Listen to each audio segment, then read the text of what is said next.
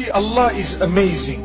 Allah is Rahman, Rahim, Ghafoor, Wadood, Tawwab, Ghaffar. These are the qualities of Allah and the names of Allah subhanahu wa ta'ala. Most loving, most kind, most merciful, most beneficent, oft forgiving, the one who loves to forgive.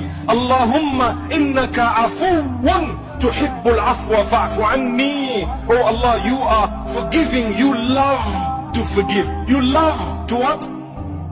To forgive. You love to forgive. That's a quality of Allah. He loves to what? Remind yourself. Don't lose hope in the mercy of Allah. Allah loves to forgive. Fa'fu anni, so Allah forgive me. Oh Allah, forgive me. Allah's mercy is such that as human, He knows you will do good deeds and you will do bad deeds.